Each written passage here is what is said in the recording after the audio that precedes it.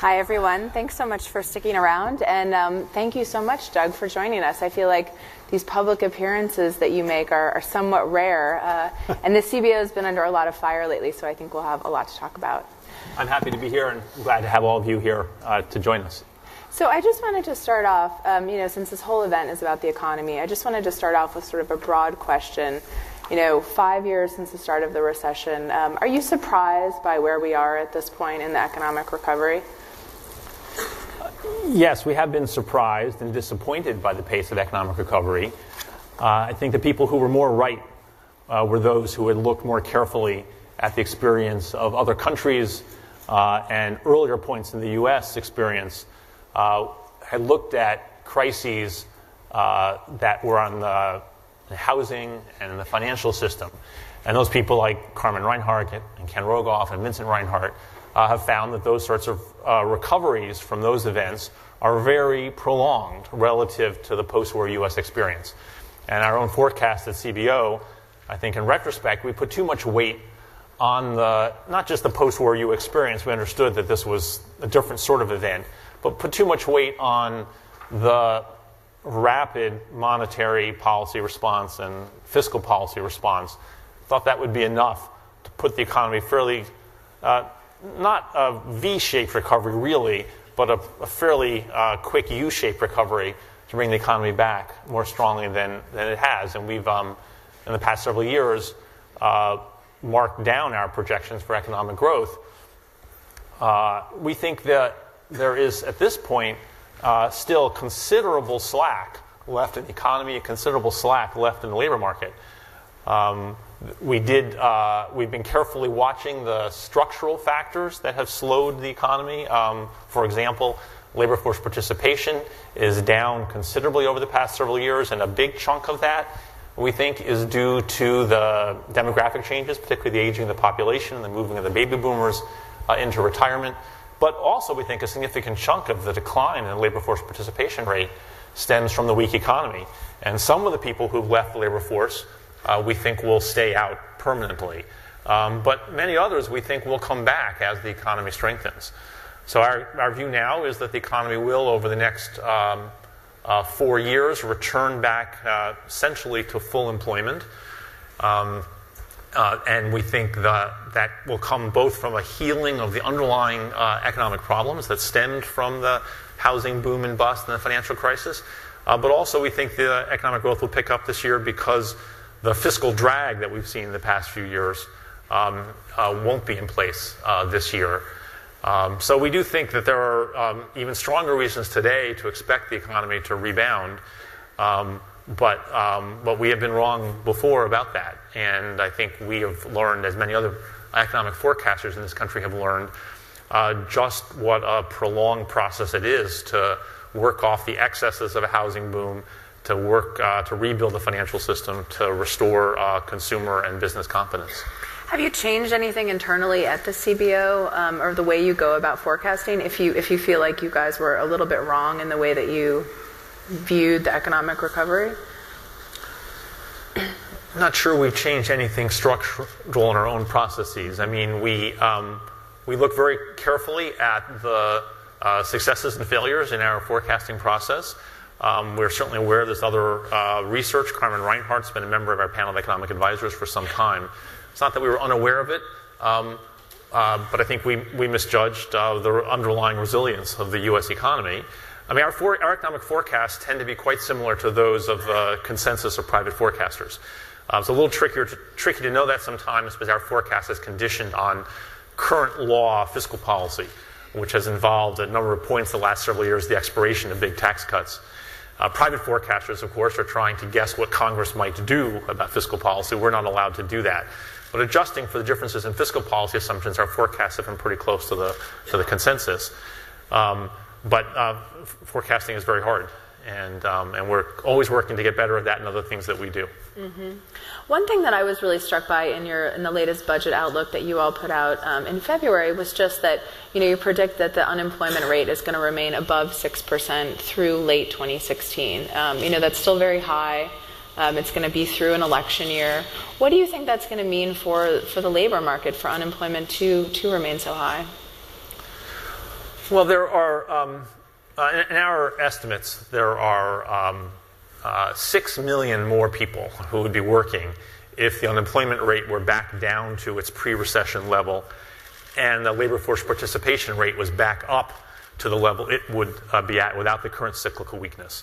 So those are 6 million jobs that our economy is short today in our estimate. And that has big economic costs, of course. Those people are not producing output. And it has very large personal costs for those people and their families. And in particular, we have, as you know, had a rate of long-term unemployment.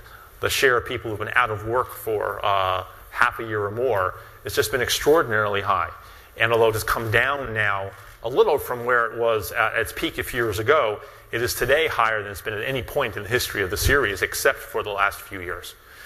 And people who have been unemployed for a long time obviously have greater personal hardship at the time, because if they've had savings, they've worked through them, perhaps. But also, they find it more difficult to get back into the labor force. Some of that seems to be some deterioration of their skills, or at least not keeping up with changes in how work is done.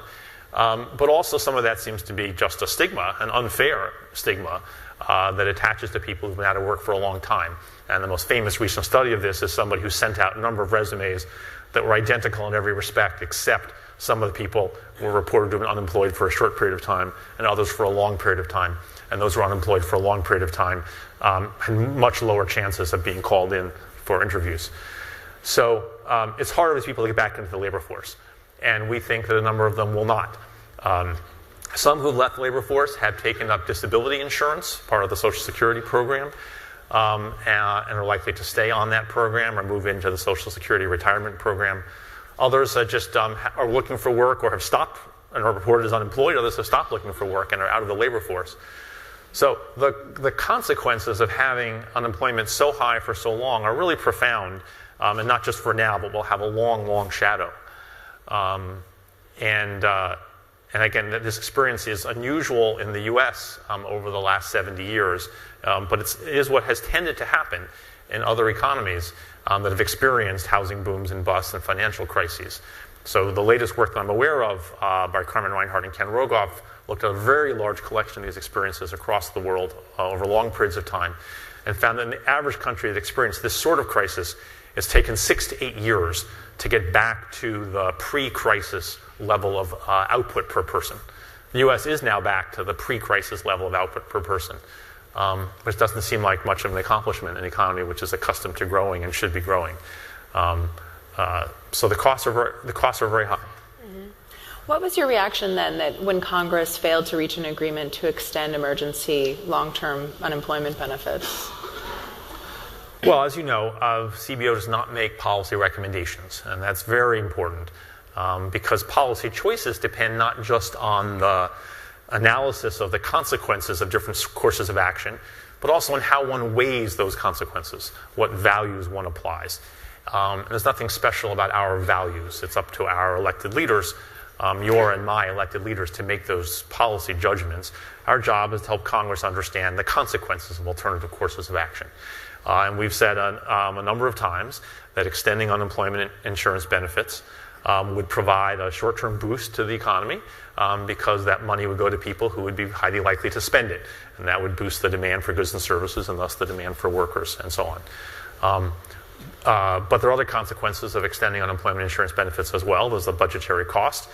And there are some people who would look for work less vigorously than they might otherwise.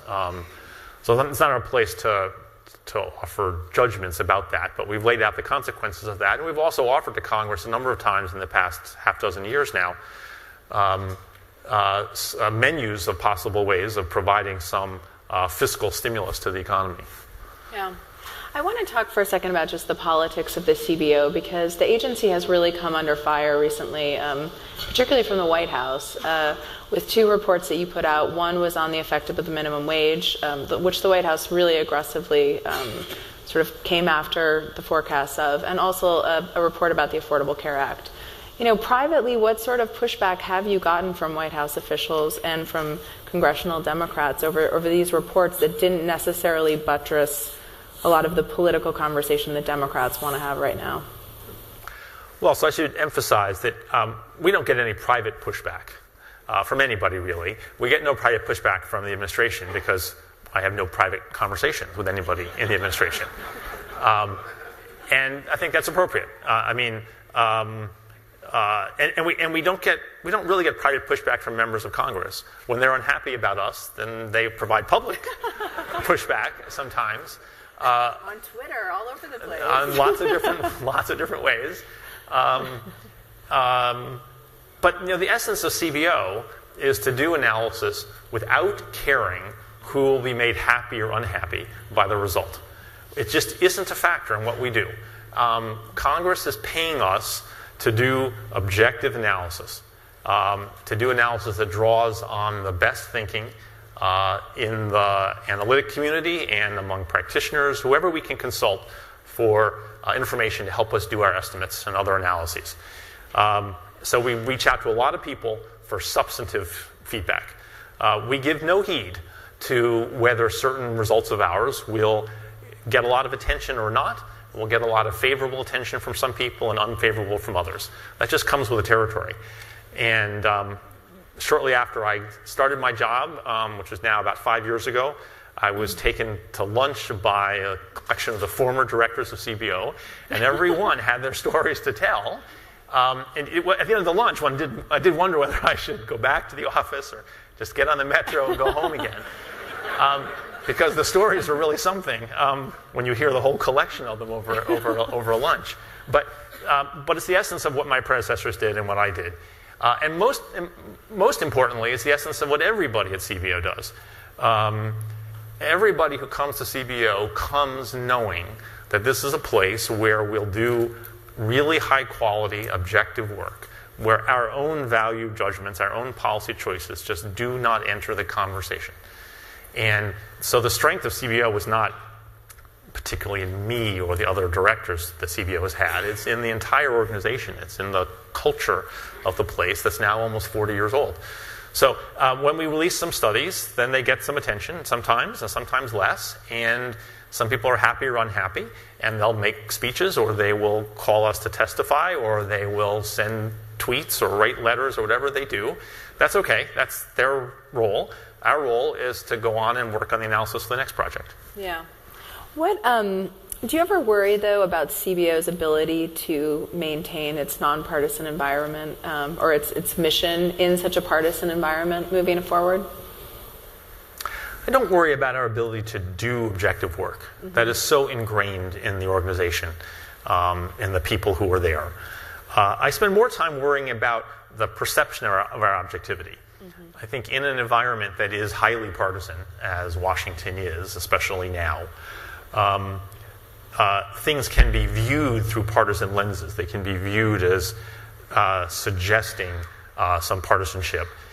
Even if a particular estimate is viewed as nonpartisan, there can be questions about why we estimated the effects of this proposal and not that proposal. Why did you write it this way, not that way? Why did you release it on this day of the week, not that day of the week?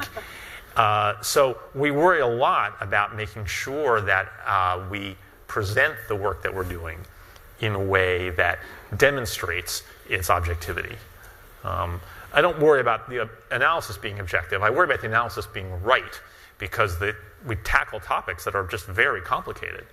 And our energies are devoted to trying to take the best available evidence, as I said, from published research, from conversations with practitioners or people running state governments or administrators, and trying to combine all that knowledge to produce the most accurate estimates we can is very, very hard. And we have a terrifically talented and dedicated set of people at CBO that I'm very proud to be part of now.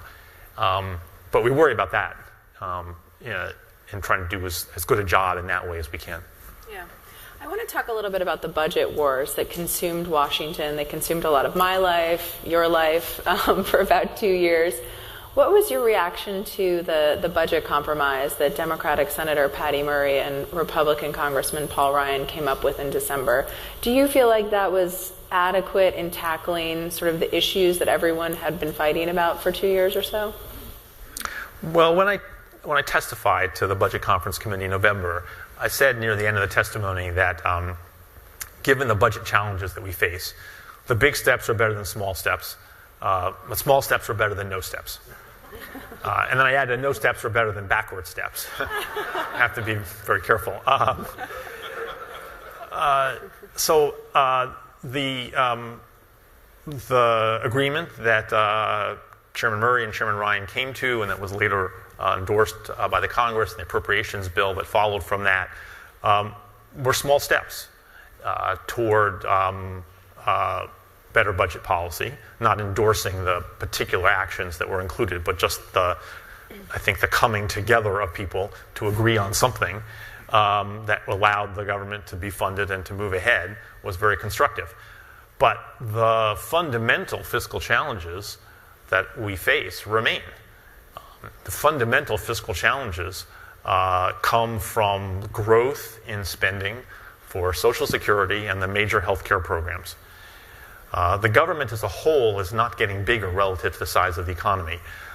Under current law, our projections under current law, all federal spending, apart from that for Social Security and the major healthcare programs, will be a smaller share of GDP by 2020 than at any point in at least 70 years. But Social Security and the major healthcare programs will be much more expensive relative to GDP than they've been on average in the past. And that is coming from the aging of the population. There'll be a third more people receiving Social Security and Medicare benefits a decade from now than there are today. It's coming partly from rising costs of health care per person. Not as rapid an increase in the past half dozen years as before that, but still rapid enough to push up health care spending. And third, it's coming from an expansion of federal programs to subsidize health insurance for lower-income Americans. And with those three factors at work, that just a handful, but of very large programs, is becoming much more expensive.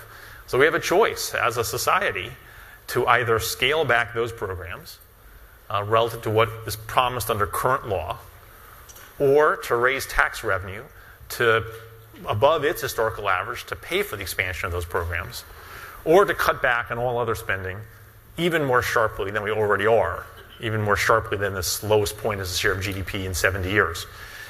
And we haven't actually decided as a society. We have not what we're going to do. But some combination of those three choices will be needed.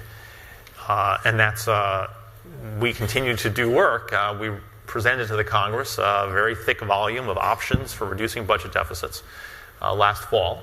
There are a lot of possible ways to proceed, but they tend to be unpleasant in one way or another. And we have not, as a society, decided how much that sort of unpleasantness to inflict on whom. Yeah, I think part of the problem is that, everyone on the Hill is very exhausted by the budget wars. The American public, right, is exhausted by the budget wars. And also the deficit, the annual deficit this year really dropped. So when do people really need to start worrying about these questions of government spending that you just brought up? Well, we've been saying now in the 5 years I've been at CBO, the deficits would be particularly high for a while and would then decline. And they would decline because as the economy recovers, even slowly, that brings in more tax revenue and reduces spending on certain programs. We thought deficits would also decline because the Congress passed substantial legislation, particularly in 2009, to provide stimulus to the economy, and the effects of that legislation would wane. So our projections have shown for a while deficits would come down from the roughly 10% of GDP in 2009 towards something in the 2 to 3% range, which we still project to happen this year and next year, before deficits start to rise again.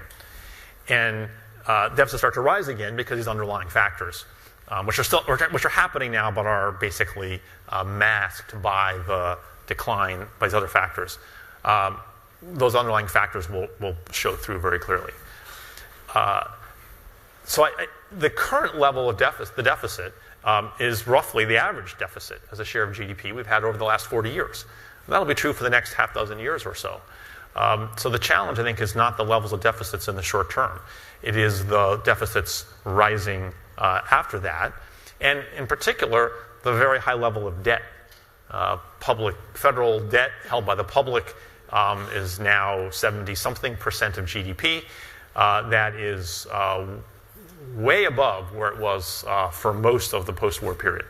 And that high level of debt will ultimately crowd out capital investment and slow accumulation of capital and slow the growth of wages and incomes. It also reduces the flexibility for policymakers to respond to future crises that arise. So it's the high level of debt and the growing deficits in the long term. The reason why action today would be beneficial is because if we want to make changes in programs for retirees or changes in the tax code, it's better to make those with warning. If one wants to make changes, one wants to set them in motion early, even if their full effect won't be felt for many years. I think we're going to take some questions from the audience now. There's people with microphones, if you just want to raise your hand. I think, we have a question right over there? Right over here. Oh, okay, go ahead. Good morning. My name's Tom Gage with Marconi Pacific. We're a technological consulting firm. So I've got a question about sort of technological-driven deflation. And I wonder whether CBO has done any work in that area, looking at the effects of the internet, driverless cars, machine-to-machine technology, sort of the next generation, and how that's going to impact employment or unemployment. And if you connect that to the last panel and the dearth of family formation and the lack of economic growth as a result of lack of family formation, you've sort of got a somewhat skeptical or perhaps not as positive future as some people might paint in another direction. Thank you. We've not looked very carefully at the issues you raised. They're important issues. We have a limited number of things that we can tackle. We've not looked particularly carefully at that. We have our projection of growth and productivity is close to the average of the last several decades. We're not looking for a particular pickup or slowdown, and there are cases people have made why there might be a particular pickup or a slowdown, and we're sticking roughly with the historical average. We think in terms of wages that there will be some return of wage growth as the labor market tightens in the next several years. As you may know, the share of national income going to workers has been on a gradual downward trend, but then it has fallen quite markedly since the boom. We think that will pick up to some extent, but not go back to what it had been in the past. We think inflation is likely to stay low, below the Federal Reserve's target for a little while, and then we have it basically in line with the Federal Reserve's target on the view that the Federal Reserve will respond to pressures one way or the other in its policy setting. I think we have another question right here. Good morning. My name is Sammy Whiting Ellis. I'm with Whiting International. There are two issues that come to mind. The fact we keep hearing entitlement when it comes to Social Security, and people have paid into that while they were working. How do you address that as an entitlement when Americans have done this? And also, how do you focus on tax policy when, as you said, Americans' income is going down, and yet we continue to subsidize ExxonMobil with their outrageous profits? One of the options that we offered the Congress in the fall for reducing the deficit is to change the tax treatment of companies that are extracting resources, like ExxonMobil. Again, we don't take a position about that, but that's one of the possible ways of moving forward. On Social Security, we generally don't use the word entitlement ourselves because it has different sorts of connotations to different people. A lot of people have paid Social Security taxes on the expectation that they will get benefits in retirement. In fact, from the point of view of the overall federal government, the money people paid in taxes 10, 20, 30 years ago to Social Security was used mostly to fund government activities, including Social Security benefits 10, 20, and 30 years ago. But the argument that people have come to expect certain things and are counting on certain things to be there for them is exactly the point I mentioned about how if one wants to change those programs, then giving people a lot of warning about those changes coming would be especially important. That's great. Well, I just have one quick question I want to ask you. Your term is up in January 2015, and you've been a valiant soldier for a while now, but you have been in this job for a while. Are you interested in serving another term, or what else would you be interested in doing? I love my job. I have a chance to work on really interesting questions with terrific colleagues. That's not answering the question, Doug. I know. I know. And I am focused on what we're doing in 2014. I have no plans beyond the beginning of 2015 when my term expires. And I'm making no plans, and we'll have to see what happens when we get there. Okay. Well, thank you so much. Thank you very much.